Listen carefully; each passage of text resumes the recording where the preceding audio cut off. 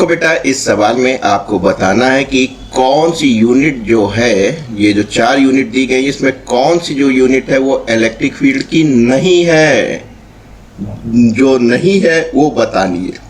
आपने कहा सर हम जानते हैं कि इलेक्ट्रिक फील्ड बराबर फोर्स/चार्ज, यानी न्यूटन कूलम यूनिट होती है इलेक्ट्रिक फील्ड की। यस, ये थी। आपको नॉट है, कौन सी नहीं हो सकती है, अभी आपको और पता लगानी थी। आपने कहा एक हम और जानते हैं कि इलेक्ट्रिक फील्ड बराबर पोटेंशियल का ग्रेडियंट, यानी पोटेंशियल अपॉन डिस्टेंस। पोटेंशियल की वोल्ट, डिस्टेंस की मीटर, यानी वोल्ट मीटर भी इलेक्ट्रिक फील्ड की यूनिट होती है। जूल के लिए आपने देखा कि वोल्ट बराबर होता है W/Q, work done per unit charge. Work done की जूल होती है, चार्ज की कूलम होती है, और डिस्टेंस जो आपका था उसकी मीटर होती है, यानी जूल प्रति कूलम मीटर हो सकती है। आपको ढूंढनी थी नॉट, कौन सी नहीं हो सकती, तो यही बची है। तो जूल पर कूलम इलेक्ट्रिक फील्ड की यूनिट नहीं हो सकती है। इसमें बेटा 3 पॉइंट दिए हैं और इलेक्ट्रिक लाइन ऑफ फोर्सेस दी गई हैं और बताया गया है कि उनका इंक्रीजिंग ऑर्डर में लिखिए। तो आपको बस केवल इतना ध्यान रखना है कि जहाँ जहाँ densely electric line of forces होती हैं वहाँ पे जो फील्ड्स है ज़्यादा होती हैं। अगर आप ABC को देखिए, सबसे ज़्यादा densely electric line of forces A पे हैं, तो सबसे ज़्यादा इलेक्ट्रिक फील्ड कहाँ पे होगी, A पे होगी। उसके बाद कहाँ पे होगी आपकी, B पे होगी, am I right? और अंत में सबसे कम कहाँ पे होगी, C पे होगी। तो आप कह सकते हैं कि जो इलेक्ट्रिक फील्ड A पॉइंट पे है वो सबसे ज़्यादा है, यानी B से भी ज़्यादा है, ग्रेटर देन B, और B जो है वो भी ज़्यादा है C से, तो B is greater than C। तो आप कह सकते हैं A सबसे ज़्यादा है B से और उससे भी ज़्यादा है C से। तो आपका C is the correct options. आपको पॉजिटिव इलेक्ट्रिक फ्लक्स इंडिकेट करता है जो इलेक्ट्रिक लाइन ऑफ फोर्सेस हैं वो किधर होंगी। बहुत सिंपल जान लीजिए, अगर आप एक पॉजिटिव चार्ज रखेंगे तो आप जानते ही हैं कि जब यहाँ से यूनिट पॉजिटिव टेस्ट चार्ज लाओगे तो ये क्या करेगा, रिपेल करेगा। तो इलेक्ट्रिक लाइन ऑफ फोर्सेस ये होंगी। आप जानते ही हैं कि जहाँ से चार्ज से unit positive test charge free to move जिस पाथ पे करता है वो इलेक्ट्रिक लाइन ऑफ फोर्सेस होती हैं, और electric line of forces per unit area जो पास होती हैं उन्हीं को आप क्या कहते हैं, फ्लक्स कहते हैं। Electric line of forces passing normal to the area कहलाता है, आपका फ्लक्स कहलाता है। पॉजिटिव इलेक्ट्रिक फ्लक्स का मतलब है कि आप जानते हैं फ्लक्स गॉस लॉ से, total charge enclosed divide by epsilon 0। जब चार्ज पॉजिटिव होगा तभी फ्लक्स पॉजिटिव होगा। तो किधर की ओर जा रही हैं, आउटवर्ड जा रही हैं, एम आई राइट? तो outward is the correct answer. यहाँ सीख लीजिए एक बात और कि अगर निगेटिव चार्ज होता तो क्या होता है। हमने आपको सिखाया था थ्योरी में कि आप तो यूनिट पॉजिटिव टेस्ट चार्ज ही रखेंगे, अगर ये निगेटिव होगा तो क्या होगा, ये अट्रैक्ट हो जाएगा। तो इलेक्ट्रिक लाइन ऑफ फोर्सेस क्या हो जाएंगी, आपकी इनसाइड हो जाएंगी, एम आई राइट? स्फीयर है तो रेडिकली फॉर्म में हो जाएगी। फ्लक्स क्या होता है, electric line of forces passing normal to the area. तो किधर हो गई बेटा, आपका इनवर्ट आ रही हैं। और देखिए ऐसे सूरत हाल में फ्लक्स क्या होता है, गॉस लॉ से total charge enclose divide by epsilon 0। Charge negative है तो आप निगेटिव रखेंगे क्योंकि flux is a scalar quantity. तो पॉजिटिव में क्या हो गया बेटा, आउटवर्ड हो गया, और निगेटिव आएगा तो इनवर्ट लिख के आइएगा। क्यों होगा वो आपको दिखा दिया है। यहाँ बड़ा इंटरेस्टिंग सवाल है आपका क्वेश्चन नंबर 4, जिसमें कह रहा है कि एक मेटेलिक सरफेस है, कैविटी है। कैविटी मतलब एक आपका ये हॉलो स्पेस है, इसमें आपने क्यू चार्ज रख दिया, ठीक है। और ये आपके पास एक स्फेरिकल सेल है जिसका आपने कहा है साहब R1 रेडियस है, और एक आपके पास कॉन्सेंट्रिक है, यानी कि सभी का सेंटर एक है, ये आपके पास R2 पे है। देखिए फिजिक्स क्या कहती है, फिजिक्स कहती है कि अगर ये क्यू चार्ज है, पॉजिटिव है, एम आई राइट, ये कैविटी है इसके अंदर की, और इसमें आपने प्लस क्यू चार्ज रखा है, तो क्या होगा, इंडक्शन से जो आउटर सरफेस है स्फेरिकल सेल की, वहाँ पे निगेटिव चार्ज हो जाएगा।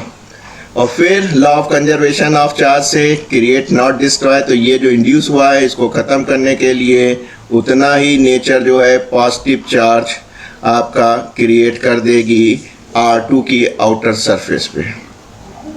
अब यहाँ पे दो सवाल बनते हैं, ये सवाल थोड़ा सा अलग है। वो पूछता है कि इसकी सरफेस चार्ज डेंसिटी क्या होगी और इस सरफेस की R2 की सरफेस चार्ज डेंसिटी क्या होगी। तो ये प्लस था तो यहाँ पे माइनस क्यू आया, एम ए राइट, और इतना ही in law of conservation of charge से पॉजिटिव क्यू आया।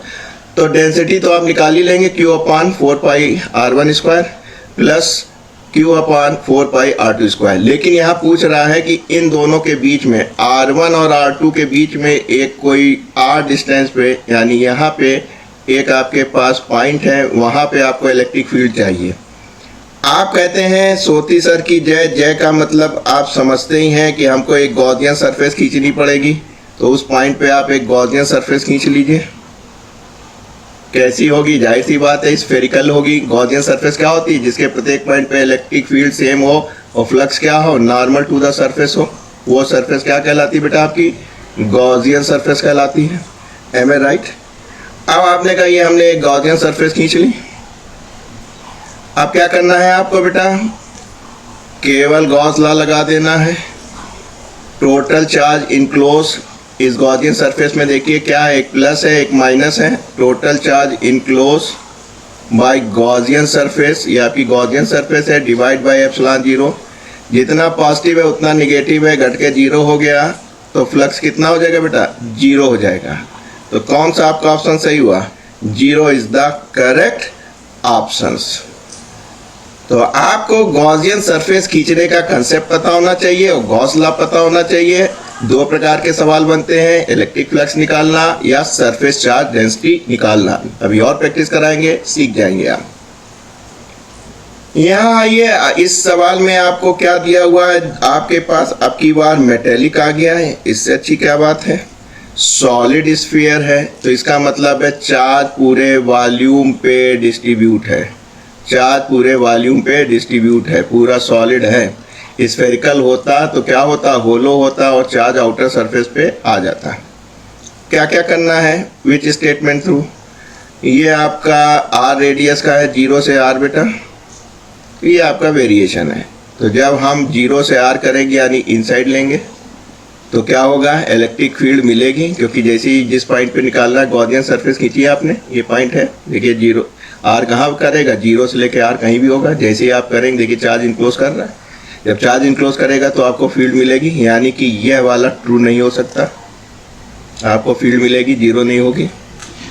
Q is the outer surface, भैया सॉलिड है, अगर स्फेरिकल होता तब ये जाता पीछे, एम ए राइट। अभी तो सॉलिड है इसलिए पूरे उस पर मिलेगा, ये भी नहीं होगा। Electric field R is greater, जब ये R यहाँ से चला जाएगा, एम ए राइट, इस पॉइंट पे पहुँच गया, कोई पॉइंट R से बड़ा हो गया, तब तो आपको मिलेगी, आप जानते ही हैं।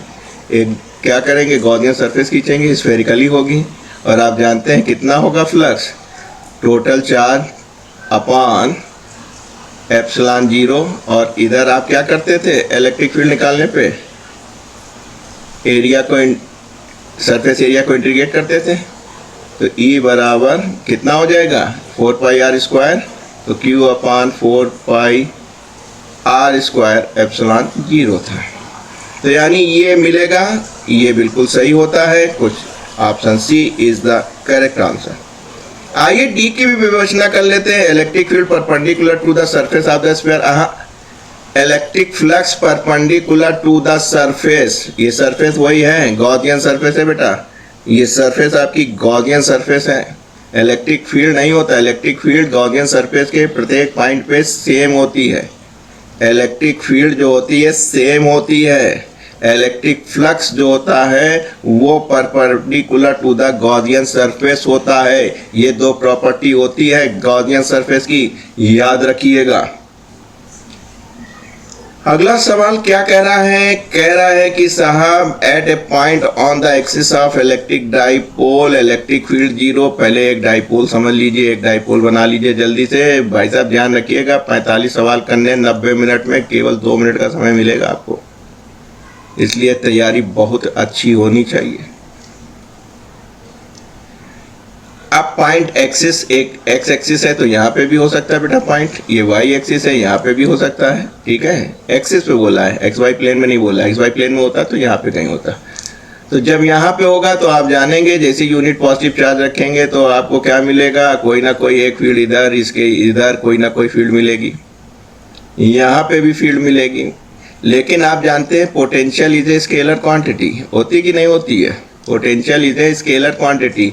तो अगर इसकी वजह से होगा, मान लीजिए इसकी वजह से इसको हमने 1 कह दिया, इसको 2 कर दिया, तो कितना होगा पोटेंशियल, पॉजिटिव है, ये दूरी, मान लीजिए ये ए और बी है तो ये हो जाएगा। तो आप कह सकते हैं सर ए सी का स्क्वायर, नहीं सॉरी ए सी पोटेंशियल है, V2 potential is a scalar quantity, जो पॉजिटिव है, जो निगेटिव है बेटा वो निगेटिव ही रहेगा। दूरी कितनी है, BC, तो देख लीजिए AB बराबर BC, क्यों, क्योंकि ये डिस्टेंस बराबर है, ये भी बराबर है, तो जाहिर सी बात है ये दोनों बराबर हैं, पाइथागोरस लगा लेंगे तो ये दोनों साइड्स बराबर होंगी। ऐसे सूरत हाल में जब रिजल्टेंट निकालेंगे V1 प्लस V2 तो क्या हो जाएगा, 0 हो जाएगा। तो इलेक्ट्रिक पोटेंशियल 0 हो सकता है एक्सिस पे, ना कि इलेक्ट्रिक फील्ड आपको मिलेगी। जैसे यूनिट पॉजिटिव चार्ज रखेंगे ये धक्का मारेगा, E1 की ये मिलेगी, ये अपनी ओर खींचेगा, याद आ रहा है बेटा, थ्योरी में पढ़ा था आप लोगों ने। अब इनका जो रिजल्टेंट है वो आपको मिल जाएगा। तो इलेक्ट्रिक फील्ड मिलेगी एक्सिस पे, लेकिन जो वोल्टेज है, जो परपेंडिकुलर एक्सिस है या वाई एक्सिस है, वहाँ पे 0 मिलेगा। हाँ, यहाँ पे तो कुछ ना कुछ मिलेगा। तो एक्सिस पे एक ऐसा पॉइंट हो सकता है कि चाहे वो एक्स हो चाहे वाई हो, दोनों में इलेक्ट्रिक फील्ड मिलेगी, लेकिन पोटेंशियल केवल एक्स में मिलेगा और वाई एक्सिस पे 0 मिलेगा। तो इन्होंने एक जनरल सवाल पूछा है कि a point on axis of dipole electric potential में भी विल भी 0 हो सकता है। आप देखिए, point charge is located centre of the cubic of length से कोई मतलब नहीं है। आपने एक क्यूब बनाया, उसके सेंटर पे एक चार्ज रख दिया, जाहिर सी बात है ये एक गॉसियन सरफेस की तरह क्यूबिक सरफेस यूज होती है। तो आप जानते हैं जो फ्लक्स होता है वो total charge enclose divide by epsilon 0 होता है। इतना टोटल है, टोटल जो फ्लक्स निकलेगा इससे, इस पॉजिटिव चार्ज की वजह से, वो Q अपॉन एप्सिलॉन 0 निकलेगा। किसकी वजह से, गॉस लॉ से। ठीक, आपको कहाँ चाहिए, ओवर वन फेस, एक फेस से चाहिए। कितनी होती क्यूब में फेस, देखिए एक सामने, एक पीछे, 2 3 4 5 6, तो एक फेस से यानी वन फेस से बराबर जा रहा है, तो 6 से डिवाइड कर दीजिए, यानी Q अपॉन 6 एप्सिलॉन 0 है कोई, yes, B is the correct answer. तो B आपका ठीक हो गया, क्योंकि आपको ओवर वन फेस चाहिए था। टोटल 6 फेस से इतना निकल रहा है, इसलिए एक फेस से 1/6 हो जाएगा। ये भी अच्छा सवाल है, पूछा जा सकता है कि साहब आपके पास एक क्लोज सरफेस है जिसको आप गॉसियन सरफेस कहते हैं, जिसकी 2 खासियत खुसूसियत होती, प्रत्येक पॉइंट पे इलेक्ट्रिक फील्ड सेम होगी और फ्लक्स क्या होगा, normal to the surface. Charge क्या क्या है, ये है और ये है। क्या लगे, फ्लक्स, गॉस लॉ लगा दीजिए, टोटल चार्ज जोड़ लीजिए, जो जैसा है वैसा, अपॉन एप्सिलॉन 0, माइनस दिख रहा है, ये कट गए, यानी 3Q अपॉन एप्सिलॉन 0। ये वाले बेटा करके चल जरूर आना, बहुत आसान होते हैं ये। बस टोटल चार्ज निकाल के एप्सिलॉन 0 कर देना, एक सवाल पक्का मिलेगा, करके आना, छोड़ के ना आना। 0.77 नंबर का सवाल है, 1 नंबर भी पूरा नहीं मिलना है। आइए इसमें देखते हैं क्या चल रहा है। इसमें आपका चल रहा है कि 2 पॉइंट्स हैं आपके पास, बहुत अच्छी बात है। एक पे रखा है +8Q और एक पे रखा है -2Q। ये आपका एक्स एक्सिस है, ये 0 था, ये x बराबर L था। कह रहे हैं कि इलेक्ट्रिक फील्ड 0। ये तो ऑप्शन देखते लेना, ऑप्शन में तो बीच वाला आ नहीं रहा है तो कहीं बाहर ही रखनी पड़ेगी। सही बात है। आपने कहा कि यहाँ से यहाँ तक की दूरी तो L है। अब आप x ले लीजिए इस पॉइंट पे। इलेक्ट्रिक फील्ड निकालने के लिए सोती सर ने क्या बताया, यूनिट पॉजिटिव टेस्ट चार्ज लेना, जिसकी वजह से आप जानेंगे अगर हम इसको A कहते हैं बेटा, इसको हम B कहते हैं, तो ये क्या करेगा, पॉजिटिव पॉजिटिव धक्का मारेगा, EA इधर होगा, फोर्स होगा, एक लगा देना, फील्ड की डायरेक्शन मिल जाएगी। इधर क्या होगा, अट्रैक्ट होगा। आप जानते हैं कि जब फील्ड अपोजिट डायरेक्शन में हो, इक्वल हो, तो क्या होगी, वहाँ पे 0 हो जाएगी। This is the condition of 0 of electric field, कि भाई दोनों जब बराबर हो जाएंगे, अपोजिट हो और बराबर हो जाए, खत्म हो जाए। काम बन गया आपका 1/4 पाई एप्सिलॉन 0 8Q फील्ड थी, इसका कोई ज़रूरत नहीं है। L प्लस एक्स का स्क्वायर कर लीजिएगा। यहाँ पे क्या हो जाएगा, 1/4 पाई एप्सिलॉन 0, ये क्या है, अब माइनस हट जाएगा क्योंकि डायरेक्शन आपने ले ली है, और दूरी आपकी एक्स स्क्वायर है। काम बन गया बेटा। ये कट गया, 2 से कट गया 4, काम बन गया। इसको इधर ले आइए, L प्लस एक्स का whole square upon x square, ये इधर आ गया, इधर आ गया, बराबर 2 का स्क्वायर। तो आप कह सकते हैं L plus x upon x बराबर 2। सब अंडर हट गए, स्क्वायर हट गए, तो ये क्या हो गया, L अपॉन एक्स प्लस 1 बराबर 2। तो आप कह सकते हैं कि L अपॉन एक्स इधर ले जाइए, 1 हो गया, या L बराबर एक्स। तो L बराबर x हो गया, यानी x की वैल्यू L आ गई। तो इस पॉइंट से निकालना है कि कहाँ पे इलेक्ट्रिक फील्ड 0 होगी। तो एक L ये हुआ, एक L ये हुआ, यहाँ से यहाँ, यानी 2L हुआ। तो आप कह सकते हैं sir 2L is the correct option. चलिए सर, इसमें आप जानते ही हैं मेटेलिक सरफेस है, अपोजिट चार्ज डेंसिटी है, और निकालना कहाँ है, रीजन बिटवीन। 3 जगह निकाल सकते हैं बेटा। आप लोग ने बिल्कुल थ्योरी क्लियर कर रखी होगी, नहीं कर रखी है तो पढ़ लीजिए कायदे से, अभी भी बहुत टाइम है। दिए गए फ़ोन नंबर पे संपर्क कर सकते हैं। इस पे आपके पास सरफेस चार्ज डेंसिटी पॉजिटिव है, इस पे निगेटिव है, मैंने बना भी दिया। अब 3 पॉइंट हो सकते हैं जहाँ पे आप निकाल सकते हैं, A, B और C।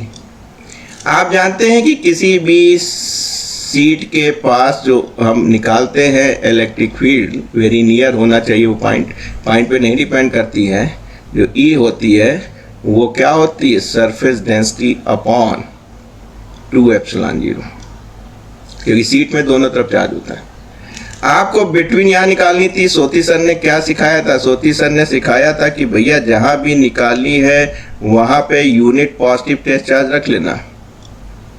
ये जैसी यूनिट पॉजिटिव चार्ज रखोगे, ये पॉजिटिव है, धक्का मारेगा, ये बेटा निगेटिव है, यूनिट पॉजिटिव चार्ज है, धक्का मारेगा, दोनों जुड़ जाएगा। तो आपने कहा EB पे सेम डायरेक्शन में है, और एक सीट के द्वारा इतनी होती है, दूसरे के भी द्वारा इतनी होगी, दोनों एक ही डायरेक्शन में है, खींच रहे हैं, आधा आर्म प्लस आधा आर्म बराबर 1 आर्म, यानी ये हो जाएगी सिग्मा अपॉन एप्सिलॉन 0। सवाल पूछा जा सकता है A और C पे कितनी होगी, आपको इसमें दिया नहीं, मैं आपको सिखा रहा हूँ। क्या रखिएगा, यूनिट पॉजिटिव टेस्ट चार्ज रखिएगा। इसको मान लीजिए 1, इसको मान लीजिए 2, ये पॉजिटिव है तो इधर धक्का मारेगा बेटा, R पे नहीं डिपेंड करता, सिग्मा अपॉन 2 एप्सिलॉन 0। यहाँ पे देखिए निगेटिव है तो यूनिट पॉजिटिव चार्ज रखते हैं निकालने के लिए, तो E1 खींचेगा। दोनों इक्वल हैं और अपोजिट हैं तो क्या हो जाएगी, 0 हो जाएगी। इसी तरह अगर आपको यहाँ पे निकालना, C पे यूनिट पॉजिटिव टेस्ट चार्ज रखिएगा, ये वाला इधर धक्का मार देगा, डिस्टेंस पे नहीं डिपेंड करता है, बहुत बड़ा डिस्टेंस भी नहीं होना चाहिए, एरिया कंपेरिजन में ये डिस्टेंस कम होना चाहिए, तभी देखिए सिग्मा अपॉन 2 एप्सिलॉन 0 लगेगा। कहीं R की डिस्टेंस की बात नहीं हो रही है। ये हो गई बेटा E2, इसमें भी अपोजिट हो गई है, इक्वल है, सिग्मा अपॉन 2 एप्सिलॉन 0 तो घट के क्या हो जाएंगी बेटा, 0 हो जाएंगी। तो अगर कोई बच्चे जल्दी में हैं तो इतना ही याद कर लें कि बिटवीन अगर अपोजिट है, ध्यान रखिएगा, अगर अपोजिट है, बराबर हैं, तो बिटवीन में रो सिग्मा अपान एप्सिलॉन 0 होती है, ठीक है, और बाहर जो है 0 0 होती हैं। घर में प्रैक्टिस कर लेना। इतना बताया कि अगर दोनों सेम हुई तो क्या होगा, तीनों जगह खरीद के बताइएगा हमको। आइए अगले सवाल पे चलते हैं। अगला सवाल बहुत अच्छा है। क्या कह रहा है कि साहब एक स्फीयर है, एक नहीं आपके पास 2 हैं, एक पॉजिटिव है और एक आपके पास निगेटिव है, कुछ दूरी पे रखे हुए हैं, सर्टेन डिस्टेंस, और एफ फोर्स लग रहा है दोनों के बीच में। तो आपने कहा के Q1 Q2 डिस्टेंस d² माना था। आप क्या कर रहे हैं, मिडिल पे आपने प्लस Q रख दिया, तो आपने ये d माना था बेटा, मिडिल पॉइंट पे रखा है, तो ये d/2 और d/2 हो जाएगा। अब देखिए कि कौन किस पे को फोर्स लगाएगा। ये वाला A था, ये इधर धक्का मार देगा। ये B वाला निगेटिव था, कहेगा मेरे पास आओ मेरे दोस्तों, ये भी खींचेगा अपनी ओर, यानी दोनों अपनी ओर खींच लेंगे। वेक्टर हैं, सेम डायरेक्शन में जुड़ जाएंगे। कहना अब क्या होगा, कहीं कुछ नहीं होगा सर, दोनों जो हैं अपनी ओर खींचेंगे, बराबर बराबर होंगे। Q इंटू Q, ये d/2 का होल स्क्वायर, प्लस के Q इंटू Q d/2 का होल स्क्वायर। तो ये 4 ऊपर चला जाएगा बेटा, 4kQQ अपान d², इसका भी ऊपर चला जाएगा बेटा, 4kQQ अपान d²। 4 4 8 हो गए, तो f' हो गया 8kQQ अपान d²। आप जानते हैं इक्वेशन नंबर 4 से इतनी जगह क्या लिख सकते हैं, f लिख सकते हैं। तो f' क्या हो जाएगा, 8 टाइम, और किसकी तरफ जा रहा है, -Q की तरफ। तो कौन सा सही हुआ आपका बेटा, आपका सही हुआ C वाला, 8f और -Q की तरफ जा रहा है। थैंक यू बेटा।